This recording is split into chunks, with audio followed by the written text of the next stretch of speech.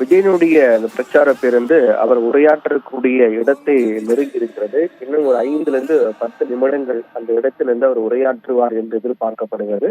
9:45 மணிக்கு தொடங்கி அவருடைய பேருந்து தொடர்ந்து கிட்டத்தட்ட 4.5 மணி நேரம் பயணித்து தற்போது மரக்கடை பகுதியை வந்து அடைந்து இருக்கிறது. கிட்டத்தட்ட நெருங்கிவிட்டது. அடைந்திருக்கிறது என்று சொல்வதில்லை, நெருங்கிவிட்டது. இன்னும் ஒரு 5 நிமிடங்களில் அந்த இடத்தை அடைந்து அங்கு அவர் உரையாற்றுவார் என்றும் எதிர்பார்க்கப்படுகிறது. 20 நிமிடத்தில் வர வேண்டிய இடத்திற்கு 4.5 மணி நேரம் ஆகியிருப்பது என்பது அங்கு எந்த அளவுக்கு தொண்டர்கள் சூழ்ந்திருக்கிறார்கள் என்பது ஒரு புறம். மறுபுறம் அந்த தொண்டர்களுடைய அதிகபட்ச வருகை காரணமாக எந்த அளவுக்கு அவருடைய பிரச்சார பேருந்து என்பது மெதுவாக ஊர்ந்து வந்திருக்கிறது. 20 நிமிடத்தில் வர வேண்டிய ஒரு இடத்திற்கு 4.5 மணி நேரமாக வந்து கொண்டிருக்கிறதால் எந்த அளவுக்கு அது மிக மெதுவாக வந்தது என்பதை நம்மால் புரிந்து கொள்ள முடிகிறது. இதற்கு பிறகு அவர் அங்கு திருச்சியில் மரக்கடை எம்ஜிஆர் சிலை அருகே உரையாற்றிவிட்டு அதற்கு பிறகு அவர் அடுத்த கட்ட பயணத்தை எப்போது மேற்கொள்ள போகிறார், அங்கு திட்டமிட்டபடி அவருடைய பயணம் என்பது இருக்குமா, அவர் உரையாற்றக்கூடிய அந்த நிகழ்வு அவர் குறிப்பிட்ட நேரத்தில் இருக்குமா என்பதும் கேள்விக்குறியாக தான் இருக்கிறது. ஏனென்றால் ஏற்கனவே தொண்டர்கள் யாரும் பின்தொடர வேண்டாம், வாகனத்தை சூழ வேண்டாம் என்றெல்லாம் அறிவுறுத்தல் வழங்கப்பட்டது. ஆனால் எதையுமே யாரும் பின்பற்றப்படவில்லை என்பதையும் இதன் மூலமாக நமக்கு தெரிய வருகிறது. அதன் காரணமாக தான் 10:30 மணிக்கு உரையாற்ற வேண்டிய விஜய் தற்போது 2.5 மணி அளவில் உரையாற்றுவார் என்று வைத்துக் கொண்டாலும் கூட 3.5 மணி நேரம் 4 மணி நேரம் என்பது தாமதமாக இருக்குது. விஜய் உரையாற்றக்கூடிய நிகழ்வு 4 மணி நேரம் தாமதமாக இருப்பதை நாம் பார்க்கின்றோம். அதற்கு காரணம் அவருடைய தொண்டர்கள், தமிழக வெற்றி கழகத்தின் தொண்டர்கள் இந்த பேருந்தை வேகமாக செல்ல விடாமல் இடைமறித்து அந்த பேருந்து சூழ்ந்து கொண்டு வந்ததன் காரணமாகத்தான் இந்த பிரச்சார பயணம் என்பது திட்டமிட்டபடி நடைபெறாமல் தாமதமாக இருக்கிறது. கிட்டத்தட்ட அவர் அந்த மரக்கடை பகுதியை அவருடைய பேருந்து நெருங்கி இருக்கிறது. இன்னும் சற்று நேரத்தில் அவர் உரையாற்ற இருக்கின்றார். இவ்வளவு மிகப்பெரிய எதிர்பார்ப்பு ஏற்படுத்தி இருக்கிறார்கள். 9:45 மணி முதல் தொடர் நேரலை தான் அனைத்து தொலைக்காட்சியும் நாம் பார்த்துக் கொண்டிருக்கோம். விஜயனுடைய இந்த பிரச்சார பயணம் தான் கிட்டத்தட்ட 4.5 மணி நேரமாக தொடர் நேரலையாக விஜயனுடைய இந்த பயணம் என்பது ஒளிபரப்பாக கொண்டிருக்கக்கூடிய சூழ்நிலையில் அவரின் உரை என்பது எந்த அளவுக்கு இந்த பயணத்தை தொடர் நேரலையாக ஒளிபரப்பணுமோ அந்த அளவுக்கு மிகப்பெரிய எதிர்பார்ப்பு ஏற்படுத்தி இருக்கிறது. ஆனால் அந்த அளவுக்கு ஒரு எதிர்பார்ப்பை பூர்த்தி செய்வாரா விஜயின் உரை என்பதும் தற்போது கேள்வி எழுப்பியிருக்கிறது. அல்லது ஒருவேளை விஜய் முக்கிய அந்த மாவட்டத்தை சேர்ந்த பிரச்சனைகள் குறித்தோ அல்லது பொதுவாக அவர் எப்போதும் பேசக்கூடிய திமுக எதிர்ப்பு, பாஜக எதிர்ப்பு, இதையேதான் பாஜக விட திமுக அதிகமாக எதிர்ப்பது, இதையே அவர் அரைத்து போகிறாரா என்ற கேள்வி எழுகிறது. இப்படி அவர் சாதாரணமாக பேசிவிட்டு சென்றால், எப்போதும் பேசுவது போல வழக்கமாக பேசிவிட்டு சென்றால் இதற்காக இவ்வளவு பில்டப் என்று சொல்லக்கூடிய அளவுக்கு ஒரு கேள்வியை எழுப்பும் என்பதில் எந்தவித மாற்று கருத்தும் இல்லை. அந்த வகையில் விஜயனுடைய உரை என்பது என்னவாக இருக்க போகின்றது தான் இப்ப அடுத்த கட்ட எதிர்பார்ப்பு ஏற்படுத்தியிருக்கிறது. எப்போது பேசுவார் என்று எதிர்பார்க்கப்பட்ட நிலையில் அவர் பேசக்கூடிய நேரம் நெருங்கியிருக்கிறது. அவர் அந்த மரக்கடை பகுதியில் நெருங்கியிருக்கிறார். இன்னும் சில நிமிடங்களில் அவர் அங்கு உரையாற்றுவதற்கான வாய்ப்பு இருக்கின்றது.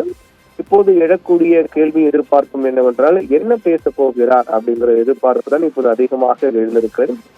காலை முதல் 4.5 மணி நேரமாக விஜய் வருகிறார், நெருங்கிவிட்டார், இந்த பகுதியை தாண்டி விட்டார், அந்த பகுதியை தாண்டி விட்டார், தொண்டர்கள் இப்படி இருக்கிறார்கள், தொண்டர்கள் அப்படி இருக்கிறார் என்றெல்லாம் நாம் பேசிவிட்ட பிறகு விஜயனுடைய உரை என்பது அதற்கு ஈடாக இருக்க வேண்டும். ஒருவேளை அப்படி இல்லை என்றால் அது ஒட்டுமொத்தமாக ஒரு மிகப்பெரிய ஏமாற்றத்தை கொடுக்கும் என்பதில் மாற்று கருத்து இல்லை. என்ன பேச போகிறார் என்பதை நாம் பொறுத்திருந்தான் பார்க்க வேண்டும்.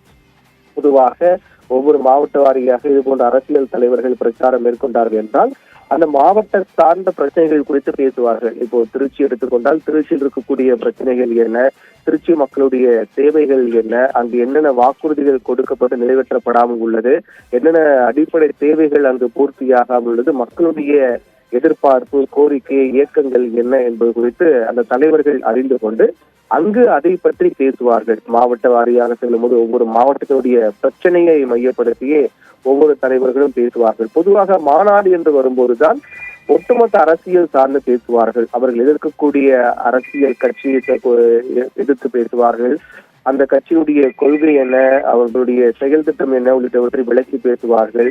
இது போன்ற பேச்சுக்கள் எல்லாமே மாநாட்டில் இடம்பெறும். ஆனால் மாவட்ட வாரியாக இது போன்ற பிரச்சார பயணம் மேற்கொள்ளும் போது அந்த மாவட்டத்தில் இருக்கக்கூடிய பிரச்சனைகளுக்கு முதலில் முக்கியத்துவம் கொடுப்பார்கள். அதற்கு பிறகு பொதுவான அரசியல் பேசுவார்கள். அந்த அடிப்படையில் விஜய் திருச்சி எடுத்துக்கொண்டார். திருச்சியில் இருக்கக்கூடிய பிரச்சனைகள், மக்களுடைய தேவைகளை பற்றி முதலில் பேசிவிட்டு அதற்கு பிறகு பொதுவான அரசியல் பேசுவாரா, அல்லது வழக்கம் போல அரைத்துமாவே அரைப்போம் என்பது போன்று அதே திமுக எதிர்ப்பு, அதே போன்று மேலோட்டமாக பாஜக எதிர்ப்பு என்று மட்டும் பேசிவிட்டு செல்வாரா என்ற ஒரு கேள்வி எழுகிறது. அவருடைய பேச்சுக்காகவும் ஒட்டுமொத்தமாக அரசியல் விமர்சகர்கள் எல்லாம் உற்று கவனித்துக் கொண்டிருக்கிறார்கள். அரசியல் கட்சிகளும் மற்ற கட்சிகளும் உற்று கவனித்துக் கொண்டிருக்கிறது என்ன பேச போகிறார் என்று. என்றால் இதுவரையில் விஜய் பொறுத்தவரையில் மாநாட்டில் பேசியிருக்கிறார், சில அந்த புத்தக வெளியீட்டு நிகழ்ச்சியில் பேசியிருக்கிறார், பரந்தூர் விமான நிலையம் அமைப்பதற்கு எதிராக போராட்டம் மேற்கொண்டு வரக்கூடிய மக்களை சந்தித்து அப்போது அவர் பேசியிருக்கிறார். இது போன்ற சில விஷயங்களில் அவர் பேசியிருக்கிறார். ஆனால் பிரச்சாரம் என்று வரும்போது பிரச்சாரத்துக்காக மக்கள் மத்தியில் உரையாற்றக்கூடிய என்பது இதுதான் முதல் முறை என்பது மிகுந்த கவனத்தையும் முக்கியத்துவத்தையும் பெறுகிறது. என்றால் விஜய் பிரச்சாரம் மேற்கொள்வது இதுதான் முதல் முறை, பிரச்சாரத்துக்கு சென்று அங்கு மக்கள் மத்தியில் உரையாற்றுவது இதுதான் முதல் முறை என்ற காரணத்தால் அவருடைய பேச்சு என்பது எப்படி இருக்க போகிறது. மாநாட்டில் விஜயுடைய பேச்சை நாம் கவனித்தோம். அதே போன்று போராட்ட களத்தில் சில போராட்டங்கள், அனைத்து போராட்டங்களும் கிடையாது, சில குறிப்பிட்ட ஒரு 2 போராட்டங்களில் அவர் கலந்து கொண்டிருக்கிறார். ஒன்று பரந்தூர் விமான போராட்டம், அது போன்று 1-2 போராட்டங்கள் முதலால் கலந்து கொண்டு அந்த போராட்டத்தினுடைய பேச்சு எப்படி என்பதை பார்த்தோம். ஆனால் தேர்தல் பிரச்சாரம் என்று வரும்போது தேர்தல் பிரச்சாரம் ஒவ்வொரு இடத்துக்கும் ஒவ்வொரு வியூகங்களுக்கு ஏற்ற வகையில் பேச வேண்டும். அதுதான ஒரு அரசியல் தலைவருடைய மிகப்பெரிய ஒரு சாணக்கியத்தனம். ஒவ்வொரு இடத்திற்கு ஏற்ற வகையிலும் பேச வேண்டும், ஒவ்வொரு கருத்துக்கு அடிப்படையிலும் ஒவ்வொரு கருவின் அடிப்படையிலும் பேச வேண்டும். அந்த எந்த நிகழ்வுக்காக அந்த கூட்டம் கூடுகிறதோ அதை மையப்படுத்தி பேச வேண்டும். ஒவ்வொரு இடத்துக்கு ஏற்ற வகையில் அந்த பேச்சை மாற்ற வேண்டும். அனைத்து இடங்களும் ஒரே மாதிரியாக பேசுவது என்றால் அது மக்கள் மத்தியில் பெரிய இடம் பெறாது, மக்கள் மத்தியில் பெரிய எடுபடாது. அப்படி இருக்கக்கூடிய சூழ்நிலையில் மாநாடு என்றால் அதுக்கேற்ற வகையில் பேச வேண்டும், மக்களுக்கான போராட்டம் கூட்டம் என்றால் அதுக்கேற்ற வகையில் பேச வேண்டும், பிரச்சாரம் என்றால் அதுக்கேற்ற வகையில் பேச வேண்டும். இது இப்படி தனித்தனியாக பகுப்பாய்வு செய்து அது சரியான முறையில் விஜய் கையாள்வாரா, அந்த வகையில் சரியாக விஜய் பேசுவாரா என்பது ஒரு மிகப்பெரிய எதிர்பார்ப்பு ஏற்படுத்தியிருக்கிறது. என்றால் மாநாட்டில் அவர் பேச்சை பார்த்தோம், போராட்ட களத்தில் ஒரு பேச்சை பார்த்தோம். இப்போது பிரச்சார பயணத்தினுடைய பேச்சு என்பது எப்படி இருக்க போகிறது. வழக்கமாக பல்வேறு அரசியல் தலைவர் பிரச்சாரத்தை எல்லாம் நம்ம தமிழக அரசியல் வரலாறு பார்த்து வருகிறது.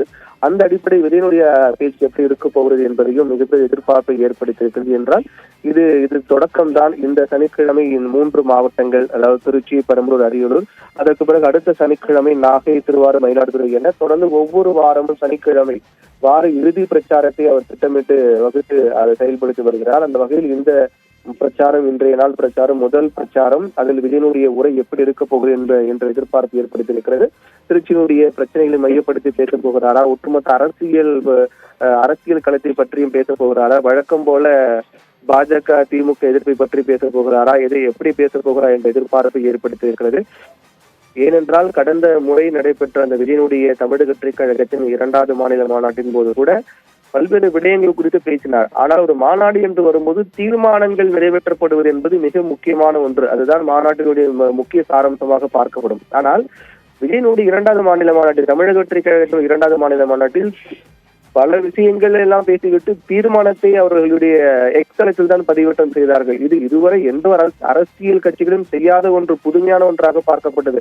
மாநாடு என்பது தீர்மானங்கள் நிறைவேற்றுவதும் தீர்மானங்களை வாசிப்பதும் தான் முக்கியத்துவம் பெறும். ஆனால் தமிழக வெற்றிக் கழகத்தினுடைய 2வது மாநில மாநாட்டில் பல விடயங்கள் குறித்து பேசப்பட்ட, அரசியல் களங்கள் குறித்து பேசப்பட்டது, திமுக எதிர்ப்பு, பாஜக எதிர்ப்பு குறித்து எல்லாம் பேசப்பட்டு விரிவாக பேசப்பட்டு அதற்கு பிறகு தீர்மானம் என்று வரும்போது அதை எக்ஸ்தலத்தில் பதிவேற்றம் செய்கிறார்கள். ஒரு மாநாட்டு தீர்மானம் என்ன, நிறைவேற்றப்பட்ட தீர்மானம் என்ன என்பதை மாநாட்டுக்கு சென்றவர்களோ மாநாட்டை நேரில் பார்த்தவர்களுக்கு தெரியாது, அவருடைய எக்ஸ்தலத்தை பார்த்தவர்கள் தான் தெரிந்து கொண்டதும். அந்த வகையில் பார்த்தோம் என்றால் அதையொட்டி பல்வேறு அவருடைய உரை சார்ந்த பல விமர்சனங்கள் எல்லாம் இருந்தாலும் கூட அதையெல்லாம் கடந்து வந்து தற்போது அவர்கள் தொண்டர்கள் மத்தியில் அவருடைய உரை எப்படி இருக்க போகிறது என்பது மிகுந்த எதிர்பார்ப்பை ஏற்படுத்தி இருக்கிறது.